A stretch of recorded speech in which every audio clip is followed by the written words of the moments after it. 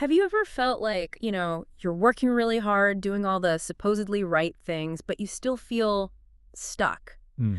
Or maybe that true wealth and a genuinely fulfilling life just always seems a little bit out of reach. Yeah, I think a lot of people feel that way. What if the secret isn't about working even harder, but actually about making a few, maybe subtle shifts in how you approach your everyday life? Well, today we're taking a deep dive into exactly that. We're looking at a powerful set of insights from a source that suggests um, these tiny, almost ordinary life skills. They can be the very foundation of lasting prosperity and, real happiness. Yeah. This isn't about some get-rich-quick scheme or overnight success. It's more about cultivating habits that gently guide you toward a richer, more intentional future. Right. It's about the long game. Exactly. And what's fascinating is that these insights, these 7 skills we'll explore, they don't just focus on money strategies. It's much more holistic. Holistic how? It's about life management, really, changing how you think and how you act in small, consistent ways. And these little things, they compound over time. Leading to big changes both internally and externally. Precisely. It's not just about getting more money, although that can be a result. It's about gaining control, finding peace of mind, achieving that genuine well-being. That makes sense. So our mission today is to kind of cut through all the noise out there, distill these powerful ideas, and show you, our listener, how even small shifts can create those aha moments. Mhm. The kind that reshape your daily choices and, well, ultimately your whole future. We want to unpack the wisdom, give you practical ways to apply it, and really explore the why behind these truths. It's about empowerment, really, gaining that control and sense of purpose. Okay, let's kick things off then. The first key. Wealthy time management, valuing time more than money. Our source points out a really fundamental difference here. Yes, a huge difference in how truly wealthy and successful people view time compared to, well, the average person. And it's not just about having more time, because we all get the same 24 hours. Right, that's the thing. It's about the mindset, the Got it. value they assign to every single minute. So what's the common trap people fall into? Well, often it's spending time reactively.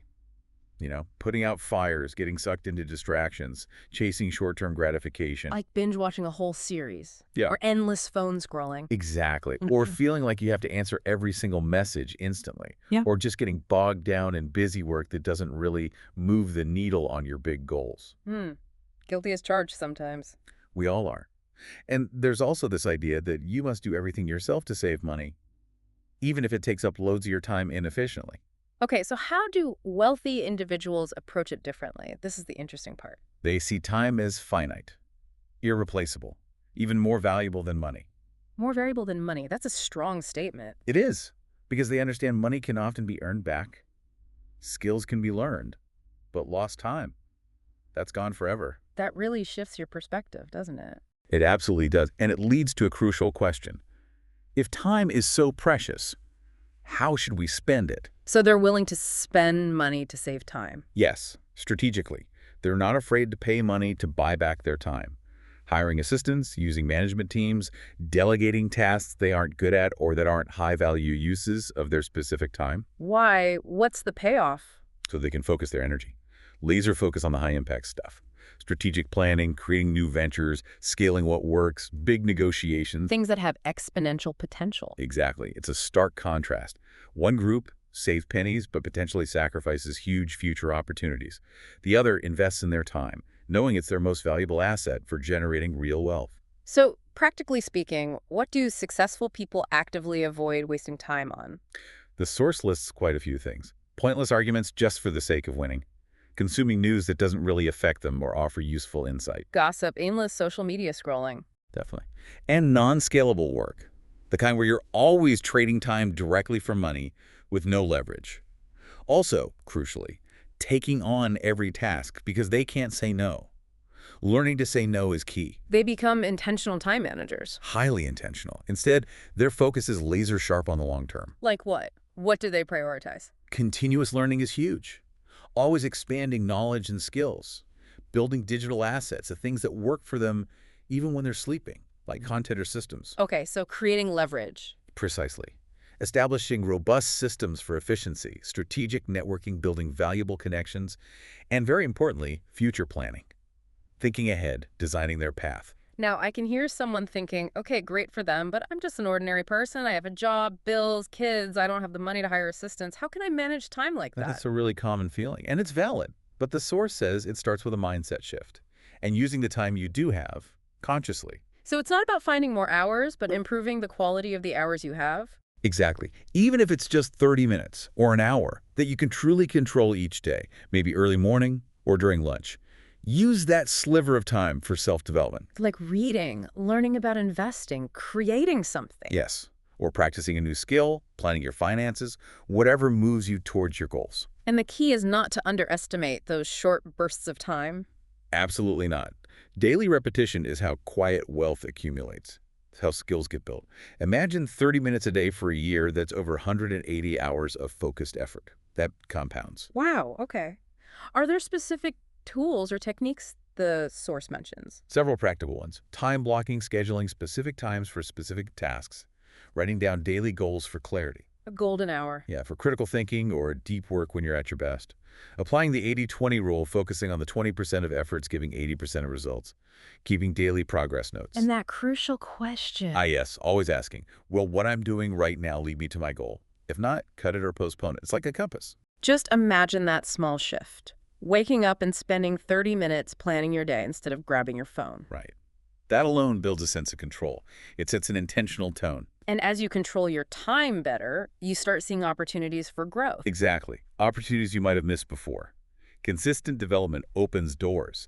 Your energy shifts from just getting through the day to building the future. Time becomes an asset, not just a schedule. Precisely. And you'll see it reflected outwardly.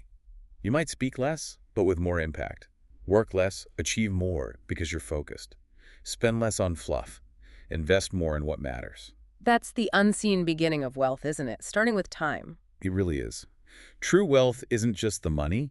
It's the ability to use your time to create the life you want. And anyone can start that shift right now, which flows really nicely into the second key, mindful spending, beyond impulse to purposeful investment. Okay, so managing time leads to managing money better. Exactly. In today's world, where buying is so easy, just a click away, and everything seems essential. Unconscious spending is a huge trap. A silent one, you said. Yeah, it rarely causes instant bankruptcy, but it slowly, steadily erodes your future. Like a leak you don't notice until the bucket's empty. It's so easy to buy things based on emotion, isn't it? A bad day leads to retail therapy, or stress leads to ordering expensive takeout. That's exactly it. Or grabbing sale items out of FOMO, fear of missing out, not because you actually need them, That immediate hit feels good for a second. but often leads to regret later. And this lack of mindful spending, the source suggests, often comes from unmanaged emotions. Stress, loneliness, feeling inadequate, comparing yourself on social media. And the result isn't just less money. No, it's deeper. It's guilt, the stress of debt piling up, that feeling of insecurity getting bigger, which leads to emotional exhaustion. It's a vicious cycle. Spend to escape feelings, feel guilty, repeat. Right. Draining financially and emotionally. So the crucial step is learning to differentiate. Between a real need and an emotional urge. Precisely. The source offers a simple test. Ask yourself, if I wasn't feeling this specific emotion right now, would I still want to buy this? That's powerful. If the honest answer is no, then it's the emotion driving the decision, pulling you away from your goals. That's a moment of self-awareness. What are some simple habits to build mindfulness here? The source suggests things like the 24-hour rule for non-essential buys. Wait a day. Or put something in your online cart, then just close the app. Create some space, let the impulse cool down. Exactly. It's about inserting a conscious pause, not deprivation. Because mindful spending isn't about being super stingy. Not at all. That's a Mhm. common misunderstanding. It's about choosing to spend on what genuinely adds value to your life. And having the courage to say no to things that seem exciting but won't really help you long term. And saying yes to things that help you grow. Yes, like good books, courses to learn new skills, even just quiet time to recharge, which is often free. It's about purposeful allocation. And that brings a sense of control, unlike rigid budgeting, which can feel restricting. Absolutely. When you spend in line with your purpose, you feel satisfied, not guilty. You worry less. There's an alignment there. The source mentions some key questions to ask before buying. Yes, really good ones. Will this help me in the long run? Will I still feel good about this in 7 days? And crucially, Could this money be used for something more beneficial? Like investing in growth, skills, or your future. Right. These questions act like a mirror. Often we just want the quick fix, not the actual thing. And practicing this leads to more stable progress towards goals. Definitely. You stop tripping over all those small, unconscious expenses that add up. You have more savings, more capital to invest, and crucially, more peace of mind. The source had that example of the two men. Ah, yes, very illustrative. Same age, same starting salary, about $400 a month or 15,000 baht. Man one buys a new phone immediately. Why? Everyone else has one, it'll boost his image. He gets that thrill. But a year later, Still paying it off, income hasn't grown, complaining about money. His spending was driven by emotion and external validation. okay, and man two. Kept his old phone. Used the money instead for a public speaking course, built an online portfolio, learned content creation for a side hustle. He felt like he was investing, not deprived. And the outcome, after a year? Side income flowing, followers, a portfolio, valuable skills, dramatically different. One spent on emotion, the other on goals. Wow. It really shows that true wealth starts with those small, mindful choices every day. Every payment is a vote for your future. It declares what you truly value. Okay, so we've managed time, managed spending. What's next? Leveraging it all. Exactly. Key number 3, income diversification. Leveraging your assets for continuous growth. Or, as the source puts it, leveraging income. In today's world, multiple income streams feel less like a luxury and more like a necessity. Absolutely imperative. And it's not just about working harder. It's about using what you already have, your knowledge, time, experience, skills, and turning it into something that can grow without needing your constant direct effort, building leverage. So the first step is recognizing your own value, things others might need. Yes. If you know design, maybe you can teach it, create courses, sell templates. Even if you only have an hour a day, you could start building an online channel, sharing experiences, experimenting with small projects. Looking at your existing skills through an entrepreneurial lens. Precisely. But despite this potential, many people, even those earning good money, struggle with growth. Why? Stuck in that time for money trap. Deeply stuck. They don't really believe they can create systems where money works for them. There's often fear of investing, fear of mistakes, fear it won't be worth the effort. And maybe no long-term plans, so money just gets spent immediately. Right, leaving no capital to leverage. The source calls it an unseen limitation, a lack of long-term vision for their income. They don't ask that critical question. Which is, If I stop working today, would my income stop or would it continue flowing? That question leads straight to the idea of continuous income. or passive income. Right. And creating that isn't about working more hours. It's about making what you do self-sustaining. Like writing a book once that sells for years, or one video that gets watched daily. Exactly. Or an online course managed by a system. This requires specific skills, though, creating reusable content, understanding automated sales, product development, communication, building that financial machine. So how do you start turning your abilities into assets? But look at what you already do well. What parts can be packaged? If you teach, record video lessons. If you do great client work, create free guides or templates that lead to paid offerings. Ask, what results can my abilities consistently create for others? That's the key question.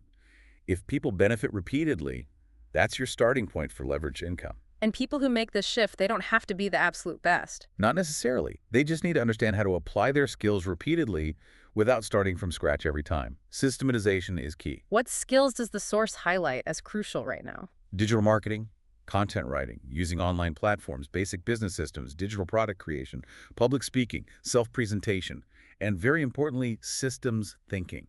Having a product isn't enough. You need the system around it. Absolutely. Otherwise, it just becomes another job, not leverage. The source lays out the logic clearly. Reason, proof, conclusion. Okay, what's the reason? Working hard alone isn't enough for the future. Income tied directly to your effort can't grow infinitely.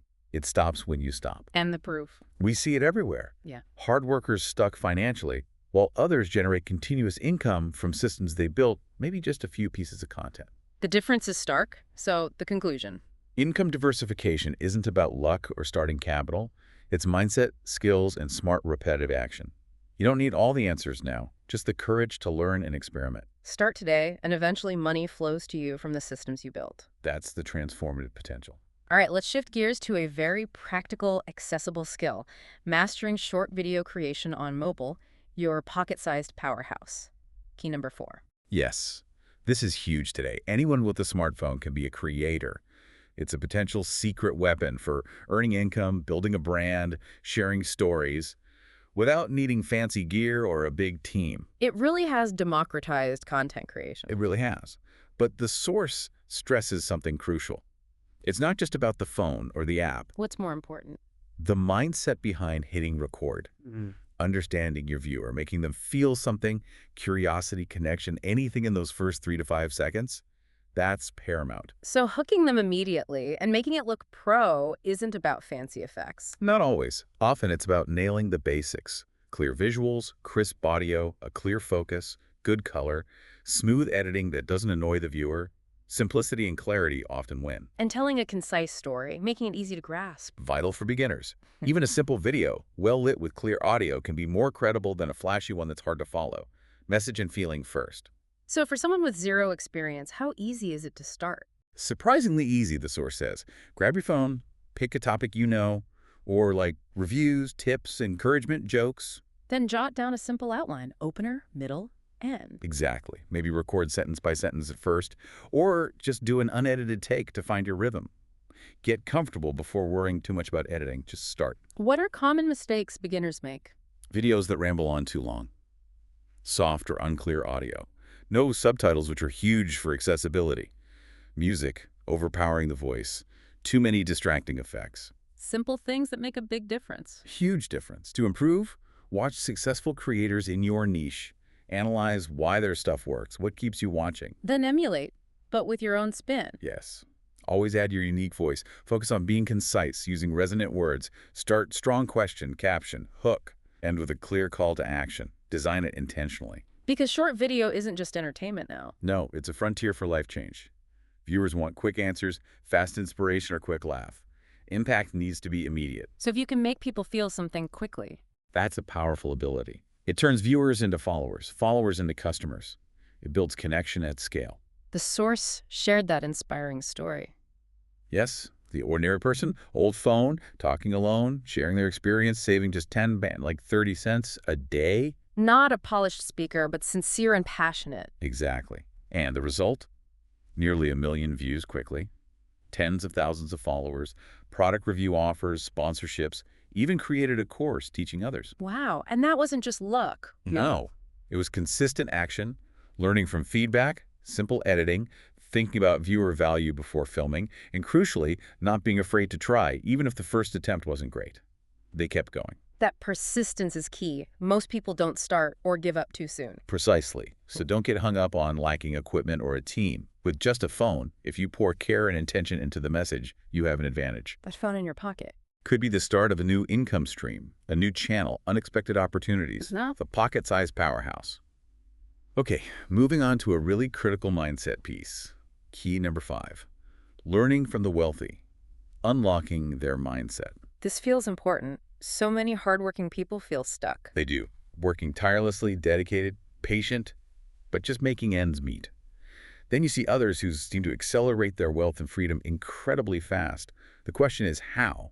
And the answer isn't just envy, right? It's about learning. Exactly. Shift from why them to what can I learn from them so I don't stay stuck. It's about curiosity, not comparison. So learning from the wealthy isn't about copying everything. No, it's about observing their mindset, their thought processes, their decision-making patterns. These often differ fundamentally from the average person's. Because true wealth isn't usually just luck. Very rarely.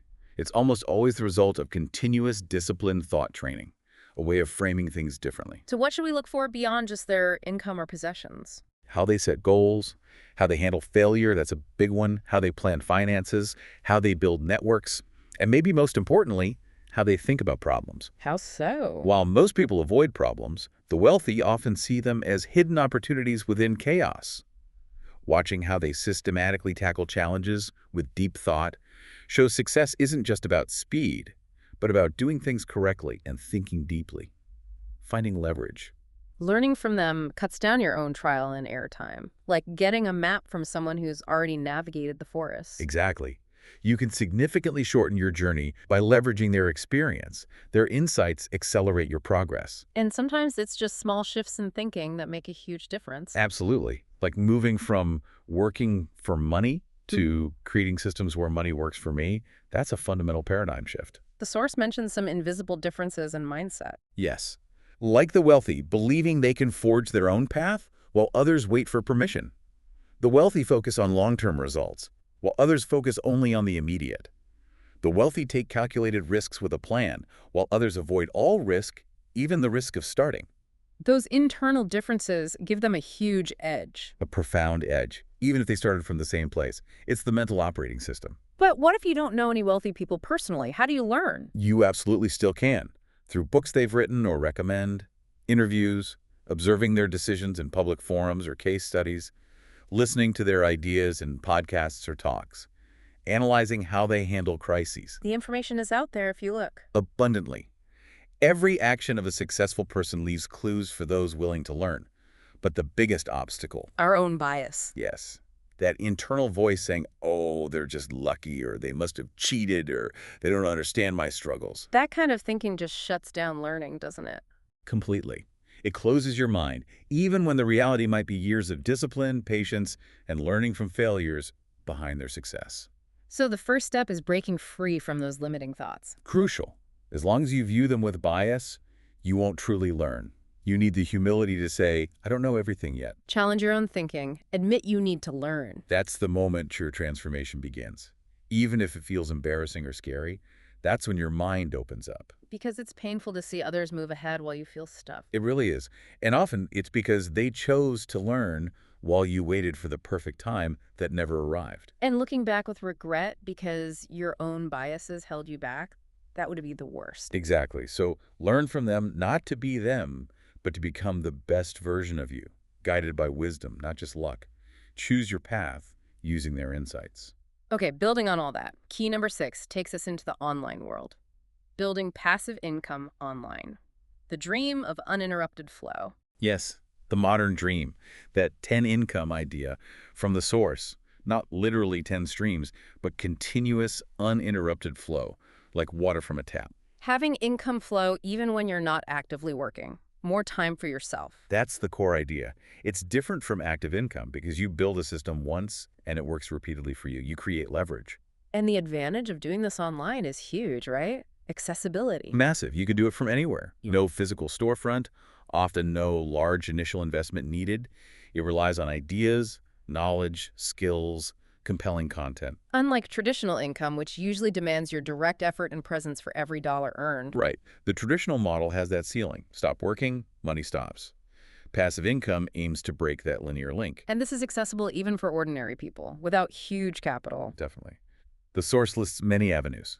Selling ebooks, creating online courses from your experience, making review videos for ad revenue, starting blogs with ads or affiliate links, selling digital products like templates or music, building a monetized YouTube channel. The barriers to entry are much lower online. Significantly lower. But, and this is a huge but from the source. It's not easy get-rich-quick money. Absolutely not. The online world loves success stories, but hides the immense work behind them. The system building, the learning, the failures, the refining. People think posting one video makes money instantly. It's a common misconception. Building truly passive income requires intense upfront effort to build the structure, learn marketing, ensure the system actually works on its own. It's building a machine, not just doing one thing. So if you're serious about this, where's the best place to start? Not finding a product. No, the source is emphatic. Start with your skills. Skills are the one thing nobody can take away. They stick with you. Because with strong skills, writing, speaking, editing, marketing, you can create income in many forms. Exactly. You're not tied to one product or platform. You have adaptability. So cultivate skills first. Then choose a product or service to leverage those skills. Right. Ebooks, courses, templates, content, whatever fits. And finally, choose the right platform. YouTube, Facebook, website. Yes. Following that sequence, skills, product, platform prevents wasted time and frustration. Avoid starting on the wrong foot. And for income to be truly passive, what components does the system need? A product that sells repeatedly. Automated response systems, easy payment methods, a source of recurring viewers or followers, And crucially, it needs to be built for long-term relationships, not just one-off sales. Building trust, encouraging repeat business and referrals. Exactly. If you skip these steps, just create content randomly, you'll likely get exhausted with little return. It remains a pipe dream. Working harder than ever with no system to support you, like filling a leaky bucket. That's a perfect analogy. And the worst outcome is burnout. You start excited, hit roadblocks, get discouraged, and give up, maybe becoming cynical about the whole idea. But it is possible with planning and consistent effort. Absolutely possible. Dedicate time to planning, try things incrementally, practice skills daily, test what works. Consistent online income, even on your days off, is achievable. It's not just for the lucky or wealthy, it's for the determined who build the system. It demands mindful, consistent action. Which brings us perfectly to our seventh and final key, perhaps the most foundational of all. Continuous self-development, embracing the ever-evolving you. Yes, absolutely fundamental. In today's world, the only certainty is uncertainty, right?